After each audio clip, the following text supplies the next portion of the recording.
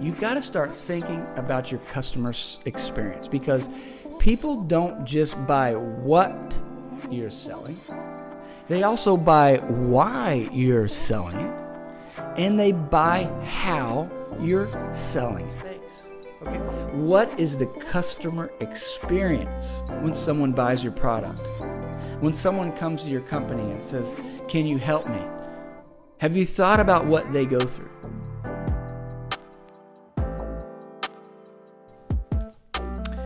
Welcome back to Increase. I'm Blake Anderson. Excited to have you with me here for episode 42. I want to start by giving a quote from Naval Ravikant. Naval Ravikant is an early investor in Twitter. He's an entrepreneur, thought leader in the entrepreneurial space. And he tweeted, "You're doing sales because you failed at marketing. You're doing marketing because you failed at product." Now I think about it slightly differently in my head. You only sell because you don't know how to market, and you only market because you don't know how to build a product. You see, when I talk to business leaders these days, I can tell that too many of the aspiring entrepreneurs have gotten their education from YouTube U, and they've learned how to Shopify, they've learned how to SEO, they're thinking about TikTok and digital marketing, but they lost sight of the importance of their product, and they really don't understand or comprehend this business principle of value. And I'm going to tell you what, until you understand this fundamental principle of value, you are leaving money on the table. And if you want to look into and really dig deep into what some of the thought leaders of business are really discussing, thought leaders like Bezos and Ravikant, they're really taking this concept of value and they've learned how to apply it to the nth degree. They have new terms and nuances to strategy, but when you boil it down, they're talking about value creation, and delivering value to their customer. Now listen, you might not be an entrepreneur, you may just be a leader in your company, but all business leaders, whether you are leading your employees or you're selling something to a customer, or maybe you're in product design, you've got to understand value. Or there's only so much success that you can really have, and you are definitely leaving money on the table. So follow me as we dig into this foundational, fundamental principle. Now, the essence of value, let's just keep it really simple. We need to strip things down to their basics so that we can really understand the foundation of it. Value, plain and simple, is what someone is willing to pay for something. If I have this pen right here, I can say all day long that this pen is worth $10,000, but I won't know until I put it on the marketplace to see what someone will pay. Now, I wouldn't pay $10,000 for it. Maybe if Jeff Bezos has signed a contract for Amazon, someone probably would pay $10,000 for it. But value is really derived when something is sold and when someone is willing to pay something for something. The other thing you have to understand about value is unique. Value is unique to the item, and value is unique to the individual. The amount of value that I can get from this pen is going to be different than the amount of value that Jeff Bezos can get from this pen. Is going to be different than the amount of value that a collector would get from this pen if Jeff Bezos had used this pen. You understand? Value is unique to the individual. If you have a $350,000 Bugatti sports car, it's going to I value it much differently than someone else. You see, I'm not in the market for a $350,000 sports car at this point in my life, right? I'm a family man. I've got young children. I don't have time for those kind of hobbies yet, nor do I have the money to buy the $350,000 sports car. So that Bugatti, though a billionaire may be willing to pay much more than $350,000, I may only be willing to pay you a couple $1,000s because I can only derive so much value from it. You see, what you have, the value it is what someone is willing to pay for it, plain and simple. Business leaders need to be thinking about this with every request that you make from an employee, with every contract that you sign, and with every customer that you're trying to serve.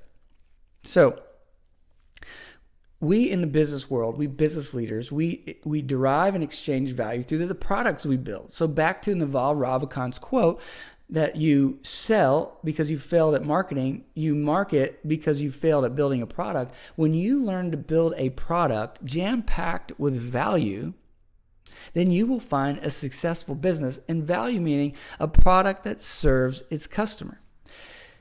See, a problem that I'm seeing with so many entrepreneurs in the marketplace, and one that I ran into early in my career, is that I valued my product much differently than my customer. You hear what I'm saying?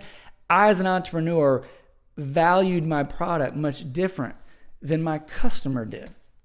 And I failed and struggled to be successful selling my product at the proper price because I wasn't valuing it properly. So what is your product worth? Well, it's based on what the customer is willing to pay and the amount of value that the customer can derive from your product, right? So let's dig into this a little bit more. So many times, entrepreneurs think that their product is worth so much because of all the time they put into it. I sweated over it. I labored over it. I stayed late. Don't you understand how much work it took? It took me and my team months to come up with this, and therefore you want so much money for your product. But you haven't thought about the customer and the value they'll derive from your product. See, when you think about your product only from the perspective of what it took you to create it, then you're totally missing the point. Your product is valued based on how your customer will use it. Okay, I'm in the real estate space. I'm a real estate investor and developer, right? What's a piece of property worth?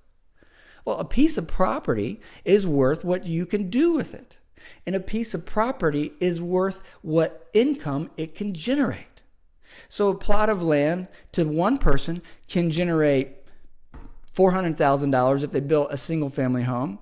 To another developer might generate a couple million because they can put multi-level townhomes on it. To another developer, it might be worth millions and millions because of the commercial industrial space they can put on it. Right? So what's that property worth? Well, it's worth different to different people depending on how they will use it. You see? So if you're making this pen, what is this pen worth? Well, the pen will be worth what I can do with it. Value is also derived from scarcity. You must understand this term of scarcity. Now, this pen is not very scarce, so it cannot generate that much income. Unless you told me again that this pen was used by Jeff Bezos when he signed his contract with his first investment deal for Amazon. Now it's worth a lot because it's extremely scarce. There's only one pen used for that contract, right? Or if you had a pen that one of our presidents signed a bill into law, that would be a valuable pen because that was a unique product. But if it's just a pen like any other pen, then it's not very scarce. So how scarce is your product? How specialized is your product? How much unique value can you put into your product? Now, products comes in many different shapes and sizes. Products come in form of goods. They also come in the form of services. If you're coaching someone, if you're serving them, if you're building something for them, then you are doing a service versus creating a good that you sell many times over, right? But if you want to sell more products, then you have to value it correctly, right? So how do you value something correctly? Well, based on the amount of value you can. So if it is a cup that is very similar to other things on the marketplace, then its value is going to be based on other products and what they're selling for and how scarce they really are. But if you're selling a service, then your value will be based on the amount of value that your customer is going to get. So you can have a low value product when you only give so much in service to your customer, or you can push the price of your product up when you continue to push more value into your product. Do you go the extra mile, right? Are you available more than others? Will you deliver quicker than someone else? You know, two great examples that we run into. I've been using Bezos. Let's talk about Amazon for a second. Think about how Amazon creates value for its customers. You know, I could buy this water cup on Amazon. I could buy this water cup at Target.com. I can buy the water cup at Walmart.com. I could go somewhere and buy this cup, probably for the same price. But why do I go to Amazon? I go to Amazon for the value that they give me. Why? Because I don't have to leave my home. Because it will likely be delivered the next day. Because they're going to tell me, they're going to send me an email, tell me when they've sent it and when I should expect to receive it. And then if I have an issue, I can very quickly from my phone return the thing, or oftentimes they'll just let me keep it for free. Think about all the value that Amazon is giving me when I buy a single water cup, because Amazon doesn't think that they're selling you a water cup. They are serving you, and they're providing their value through their service. The same is with Chick-fil-A, right? You can get a chicken sandwich anywhere. Chick-fil-A sandwiches aren't that much better than places like Burger King and McDonald's. But why do I go to Chick-fil-A? Because you can't get served that way, because the service is fantastic. The service is faster. The food comes out hotter. The people smile at me when I go through there. They serve me better. See, I choose to go to Chick-fil-A because I get so much value in exchange for the money that I'm giving them, right? So how much value is your customer deriving from your product? I want you to think about the customer experience. Here's really where you start thinking about value in a different lens. I hinted at it earlier. You got to start thinking about your customer's experience, because people don't just buy what you're selling. They also buy why you're selling it. And they buy how you're selling it. Okay, let's talk about Amazon. What is Amazon selling? Well, they're selling mini cups, but that's not why I go to Amazon, right? I go to Amazon because of how they sell it, because the process in which they fulfill it, it makes it so easy for me. I also go to Amazon because of their why. If you look into Amazon's principles, their number one principle is customer obsession. Now, I didn't know that, and you don't have to read all their 14 principles of their culture to know that about them. You can tell by the amount of care they go to try to serve you as a customer. I go to Amazon because of why they're in business, to serve me, and how they deliver the product to me through their service, not just the what. Do your customers know why you're selling your product? What is the experience of your customers when they get your product? How do you deliver it to them? Do you do it in a timely fashion? Is it easy for them to expect when to get it? Is it easy for them to use? So I've been a builder for many years of my career, and I had a home renovation business years ago, and I remember going into folks' houses when they had called me when they wanted to do a major addition on their house. They wanted to, put some bedrooms on the back, or they want to put a second story on top of their house. And I would go in there, and I would always ask them, have you done a project like this before? And most of the time they would show me a deck that they had put on, or a bathroom that had gotten redone, or maybe a kitchen that was brand new, at least in the last few years. And I'm thinking, wow, these look pretty good. Why didn't you call that guy back? You see, they called me, not the other guy, because the last guy gave them a great what, but gave them a miserable how. The last contractors inevitably had always done a project that they promised to get done in 3 weeks, and it took them 3 months. They promised it to take $50,000, and it took 60. You see, the process in which they got that beautiful bathroom was a nightmare, was a disaster, was not something that they were wanting to do again, and they were looking for someone who would give them a different experience. They were deriving their value from me as a contractor, not just how their addition would turn out, not just a beautiful space that they would get, but the process that their family would have to go through to get that space. What is the customer experience when someone buys your product? When someone comes to your company and says, can you help me? Have you thought about what they go through? Have you thought about how quickly you respond to them? Have you thought about how available you are to them? Like it or not, you may not be a competitor with Amazon, but they are training your customer on what to expect from a vendor, from what to expect from a supplier. You may not be in the cup delivery business. You may be a realtor.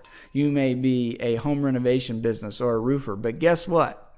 Your customer buys from Amazon and gets an email confirming their transaction. They get an email telling them when it's shipped, and they get an email telling them when to expect it to have it. And they say, if you have any issues, you can email me immediately. Can your customer do that for you? When they sign the contract, do you immediately get in touch with them? When you tell them you're going to start on a certain day, do you tell them in advance, hey, don't forget that I'm coming? Are you there the day you say you're going to be? Do you complete the service when you say you're going to complete it? Is the money spent the same in the end that they signed on the contract? What is the customer experience? Some of us have a great product. Some of you are doing the work.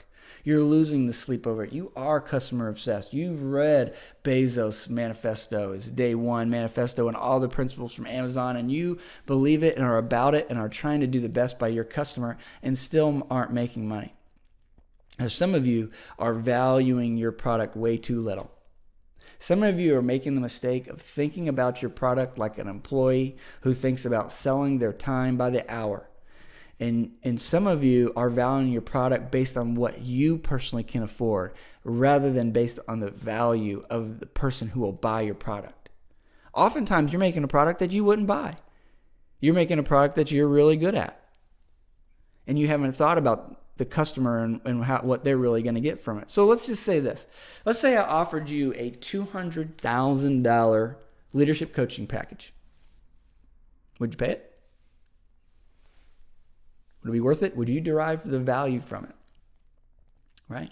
Well, I may not think that I would ever pay $200,000 for a consulting or a coaching package. Some of you don't even make $200,000 a year. But what if I promised you this? If you spent $200,000 with me today, I guarantee you'll make $2 million, or I'll give you the $2 million at the end of the year. Would you do it then? Guarantee you would.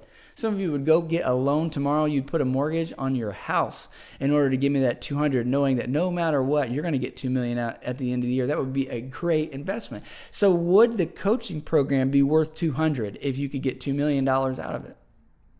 Absolutely. All day, every day in a heartbeat. Who wouldn't do that? Well, the same is with your customer. If you're valuing your product or your service based on what you would pay, you may totally be missing the boat.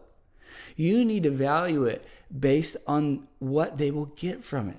Will they take that $7,000 package and turn it into $70,000? Right? Will they take that $100,000 home renovation and next year sell their home for an extra $150,000? Right? What value will your customer derive, not what you will pay? So let's recap. Once you start applying this, if you're going to be a business leader that's going to serve people well with a product, then you need to value your products appropriately. You see, you don't serve someone well when you undervalue your product. Have you ever tried to help someone and gave it for free and didn't charge them? Give them some great advice? How well did they implement that?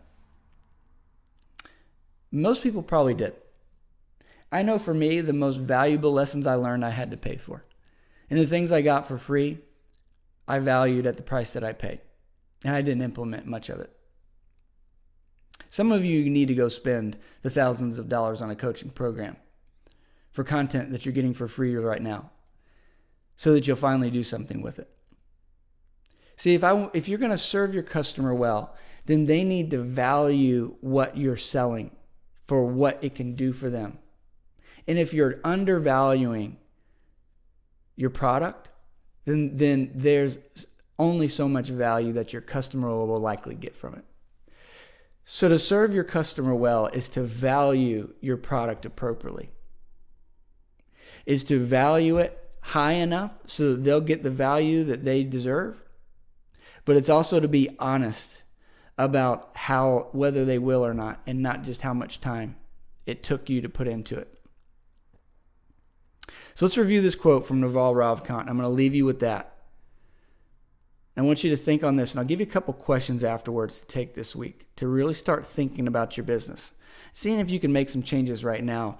Take this business principle and start making some more money. You're doing sales because you failed at marketing. You're doing marketing because you failed at product.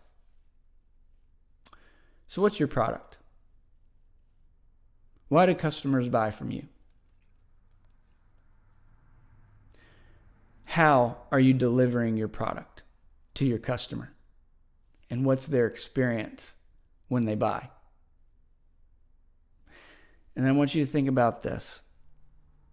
Be honest about the amount of value that your customers will derive from your product. And then think of ways that you can increase the value they get. Can you add things to what you're already selling that can help them more? Or they'll say yes next time. Or you can raise your rates and your prices. Can you go the extra mile? Can you be a better resource? Can you deliver in a timely manner? How can you increase the value to your customer? You figure that one out. You'll find a successful business. Join me next week.